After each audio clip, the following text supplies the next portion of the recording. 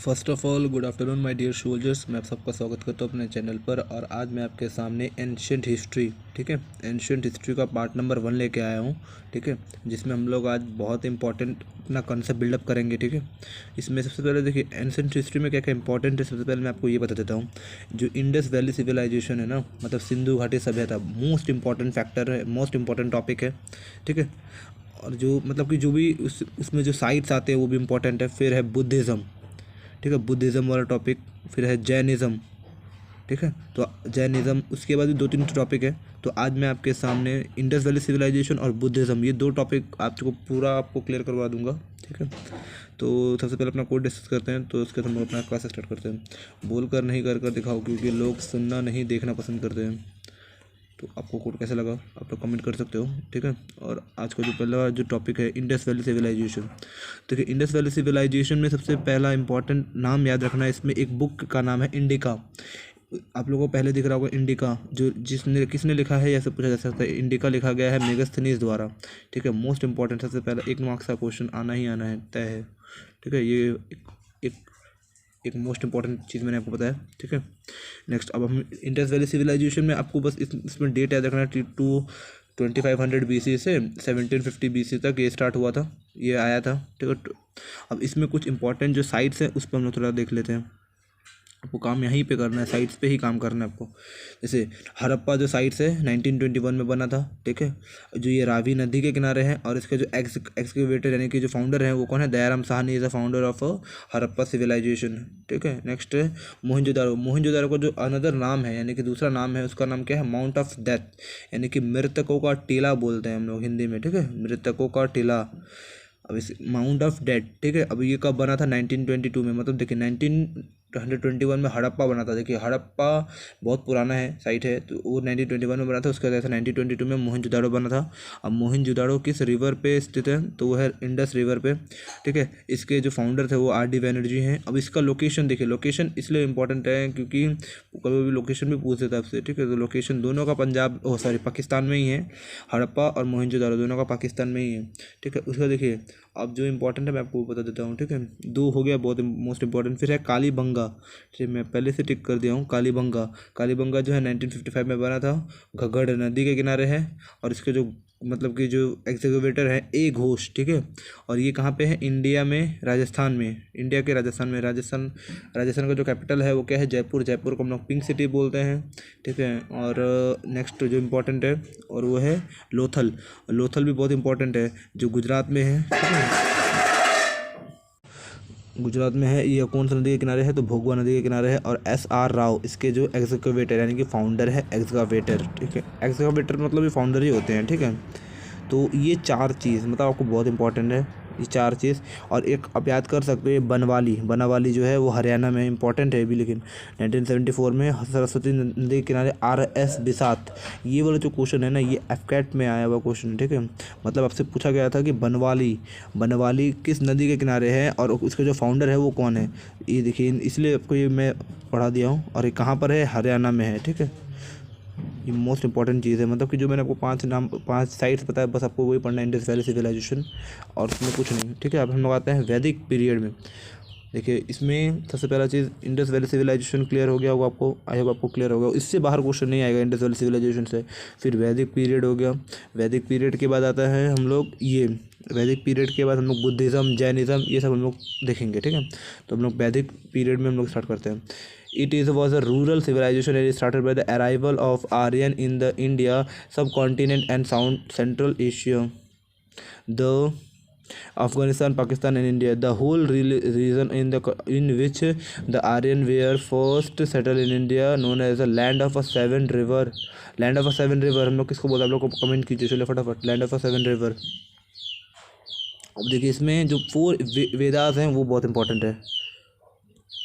4 जो वेद हैं वो मोस्ट इंपॉर्टेंट है। जैसे देखिए ऋग्वेदा यानी कि ओल्डेस्ट वेदा होता है सबसे पहला चीज़, ठीक है। कलेक्शन ऑफ हिमन, हिमन मतलब लिख लीजिए आप लोग, मैं बोल दे रहा हूँ हिमन मतलब क्या होता है, रिलीजियस सॉन्ग होता है, ठीक है। रिलीजियस सॉन्ग, RS लिख दिया मैंने, रिलीजियस सॉन्ग, ठीक है ना।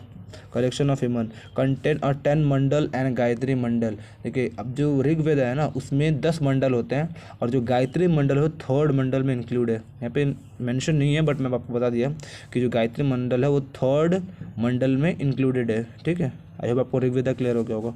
और ऋग्वेदा को ओल्डेस्ट वेदा भी बोलते हैं, ये तो आपको पहले से पता ही होगा शायद। नेक्स्ट है सामवेदा। सामवेदा किससे रिलेटेड है आपसे पूछा जा सकता है। तो सामवेदा जो है म्यूजिक से रिलेटेड है, सामवेदा। ठीक है। यजुर्वेदा, यजुर्वेद सेक्रीफाइसेस से रिलेटेड, सेक्रीफाइशियल प्रेयर है ना, सेक्रीफाइस से रिलेटेड है। फिर आता है अथर्ववेदा। अथर्ववेदा जो है magical formulas, charms and spell से रिलेटेड है, यानी कि मैजिकल चीज़ें से रिलेटेड है अथर्ववेदा। ठीक है, जब आपको चारों क्लियर हो गए, ये चारों में जो आपको बॉक्स बना के मैंने दिया है वही इंपॉर्टेंट है। ठीक है, जो लाइन मैंने दिया है आपको। अब इसका नेक्स्ट पॉइंट है देयर आर द 101 108 उपनिषद है। ठीक है, हमारे हम 108 उपनिषद है। और नेशनल मोटो हम, और जो हमारा नेशनल मोटो है वो तो हम सबको पता ही होगा, सत्यमेव जयते, यानी कि ट्रूथ अलोन ट्रायम्फ। ट्रायम्फ मतलब होता है जीतना। ठीक है, ट्रायम्फ मतलब जीत बोल सकते हो। ठीक है ना, victory is taken by the Mundaka Upanishad. अब आपसे ये पूछा जा सकता है कि सत्यमेव जयते किस उपनिषद से लिया गया है, तो लिया गया मुंडक उपनिषद। ये बहुत बार एफकेट और सीडीएस लेवल का क्वेश्चन है ये। ठीक है, आप लोग नोट डाउन कर लीजिए। ठीक है, ये जो सत्यमेव जयते है वो किससे लिया गया है, मुंडक उपनिषद से लिया गया है। ठीक, अब हम लोग आते हैं बुद्धिज़्म वाले टॉपिक पे। देखिए बुद्धिज़्म में आपको सबसे पहला चीज़ तो पता होना चाहिए कि इसके फाउंडर कौन है। फाउंडर तो गौतम बुद्ध है। पहला क्वेश्चन यहाँ से क्लियर हो जाता है। अब देखिए यहाँ से मैं जो बॉक्स बना के लाया बहुत इंपॉर्टेंट है आपके लिए, चार्ट ये वाला स्क्रीनशॉट ले लो आप लोग। ठीक है, और मैं इसको डिस्क्राइब भी करते रहा हूँ टॉपिक वाइज। जैसे फैक्ट अबाउट गौतम बुद्धम। देखिए इनका जो बर्थ हुआ था, बर्थ का जो सिंबल इंपॉर्टेंट, जो भी सिंबल दिया रहेगा ना वो बहुत इंपॉर्टेंट है। देखिए जैसे सिंबल सब में दिया हुआ है। ठीक है, तो देखिए बर्थ का जो सिंबल है वो लोटस। अब इनका बर्थ कब हुआ, 563 BC में हुआ। कहाँ पे हुआ था, लुम्बिनी नेपाल में इनका जन्म हुआ था। In the Shakya Kshatriya clan of Vaishakha Purnima day. अब किस दिन हुआ था, वैशाखा पूर्णिमा दिवस था उस दिन, पूर्णिमा था। ठीक है, उसके फैमिली मेम्बर्स में आते हम लोग। जो इनका जो फादर का नाम था वो था सुधोधन। ठीक है, मदर का नाम महामाया। और इनके जो वाइफ था, उनका वाइफ का नाम था यशोधरा। इसमें आपको कन्फ्यूज नहीं होना है, यशोधा और यशोधरा। यशोदा तो एक मतलब जो हम लोग जैनिज्म पढ़ेंगे तो उसमें इंपॉर्टेंट आएगा आपको, वो मैं आपको कल बता दूंगा। ठीक है, वाइफ जो था इनकी यशोधरा और जो सन था राहुल। अब इनका जो अनदर नेम, जैसे इनके पिता का नाम तो शुद्धोधन हो गया ना, अब इनका जो अदर नेम था वो था सिद्धार्थ। यानी कि लिख लीजिए आप लोग, इनका जो अदर नेम लिख लीजिए, जैसे अदर नेम लिख लीजिए इसका अनदर नेम क्या था, सिद्धार्थ। ठीक है, उसके बाद आते हैं हम लोग फैमिली मेम्बर्स कंप्लीट। फिर रिन्यूनशिएशन मतलब, अब देखिए at the age of 29 years. अब यानी कि रिन्यूनशिएशन मतलब महाभिनिष्कर्मण। अब ये इन्होंने अपना घर त्याग कर दिया था। कब त्याग दिया था, अब देखिए घर त्याग दिया था तो इसका सिंबल क्या है, हॉर्स। यानी कि उन्होंने, अब ऐसे लिंक कर लो आप लोग कि घर त्याग दिया तो उन्होंने हॉर्स पे बैठ के चले गए। ठीक है, आई होप आपको क्लियर हो गया होगा। फिर आता है हम लोग इनलाइटमेंट। इनलाइटमेंट मतलब होता है शिक्षा, यानी कि शिक्षा की प्राप्ति कहाँ से हुई। At the age 35 years the Uruvela Bodh Gaya. ठीक है, तो जो इनलाइटमेंट यानी कि जो ज्ञान की प्राप्ति हुई उनको कब हुई थी, 35 एज में हुई। कहाँ पे हुई, बोध गया में हुई। Under the peepal tree of the Nirvana river. किस रिवर पे, निर्वाणा रिवर पे। ठीक है, अब देखिए इन्होंने ज्ञान की प्राप्ति ले ली, ज्ञान ले लिया इन्होंने। अब तो ज्ञान बांटेंगे ना, अब ज्ञान बांटेंगे तो हम लोग उसको क्या बोलेंगे, सरमन बोलेंगे ना। सरमन मतलब शिक्षा, उपदेश देना। ठीक है, तो अब इन्होंने पहला उपदेश कहाँ पे दिया था, तो वो उन्होंने 5 डेस्पाइल मतलब मैंने आपको पहले बताया था शिष्य होता है। ठीक है, और इन्होंने सारनाथ में अपना पहला उपदेश दिया। ठीक है, अब देखिए उपदेश भी दे दिया, अब पढ़े भी, खुद पढ़ाए भी। उसके बाद उनका डेथ हो गया। अब डेथ कहाँ पर हुआ, तो डेथ हुआ था उनका 80 ईयर्स में, in the BC 80 years 483 BC at Kushinagar में इनका डेथ हो गया। ठीक है, अब यहाँ पर एक कोई इंपॉर्टेंट याद रखना कि उन्होंने, अब देखिए डेथ का जो रिलेटेड है सिंबल है वो है स्तूप यानी कि सांची का स्तूप। ठीक है, सांची स्तूप से रिलेटेड है सांची स्तूप। अब सांची स्तूप कहाँ पर है आपसे पूछा जा सकता है, कोई बताएगा मुझे। सांची स्तूप है MP स्टेट में, यानी कि मध्य प्रदेश में स्टेट में। अब देखिए सांची स्तूप आप लोग जाके देख लीजिएगा, 200 रुपये के नोट में भी सांची स्तूप का चित्र होता है। ठीक है, आप लोग जाके चेक कर लीजिएगा, अभी का जो नया 200 रुपये का नोट है उसमें। ठीक है ना, अब आपको इसमें देखिए क्या क्या इंपॉर्टेंट है देखना है। जो भी मैंने आपको यहाँ पे फैक्ट बताया वो तो कोई इंपॉर्टेंट याद रखना ही रखना है 100%। ठीक है। जो सिंबल्स मैंने आपको बताया, जैसे कि रिन्यूंसिएशन, जब उन्होंने अपना घर त्याग दिया तो वो किस पे बैठ, उसका जो सिंबल होगा क्या होगा, वो हॉर्स पे बैठ के गए, घोड़े पे बैठ के गए। फिर रहता है इनलाइटमेंट। इनलाइटमेंट उनको ज्ञान की प्राप्ति कहाँ पे हुई, वो बोधि ट्री में, यानी कि बोधि ट्री था उन पे हुए। ठीक है। अब देखिए बोधि ट्री ज्ञान की प्राप्ति हो गया, जब उन्होंने ज्ञान बांटने गए, ज्ञान बांटा उन्होंने, तो उसका जो सिंबल था वो था व्हील। ठीक है। और लास्ट में जब इनकी डेथ हुई तो उन्होंने स्तूप बनाया, यानी कि सांची स्तूप बनाया, कहाँ पर, एमपी स्टेट में है। ठीक है।